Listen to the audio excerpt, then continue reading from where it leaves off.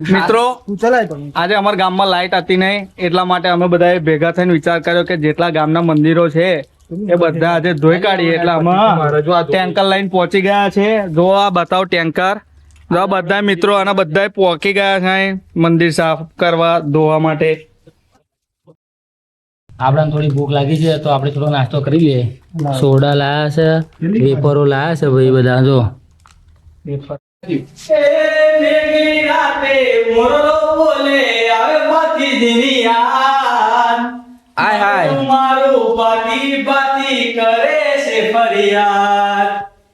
જો મિત્રો આપણે બાજરી માળાનું મંદિર સાફ કરી દીધું છે એકદમ ટનાટન.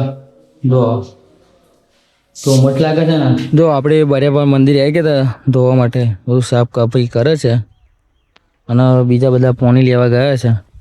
તો મારું કામ કેવું લાગે કોમેન્ટમાં કહી દેજો. તો મિત્રો આપણે છેલ્લું મંદિર રહ્યું છે. આ મંદિરની હાલત તો જો કેવી છે બધું. જો હવે આપણે મંદિર ધોવાનું છે.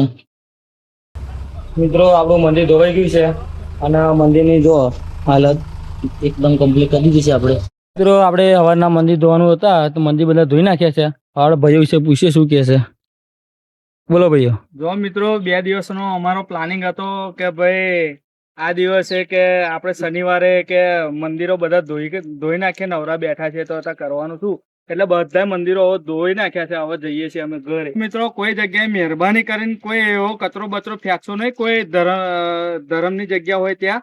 અને તમારા ઘરમાં જે માતાઓને તમે ચોખ્ખી રાખો એ રીતના આ બધી માતાઓ એક જ છે, એને પણ એટલી ચોખ્ખી જ રાખો. અને જ્યાં જાઓ ત્યાં કોઈ પણ પ્રકારનો કચરો ફેંકશો નહીં. મહેરબાની કરીને એક જગ્યાએ ભેગો કરીને બારી દો. જય માતાજી.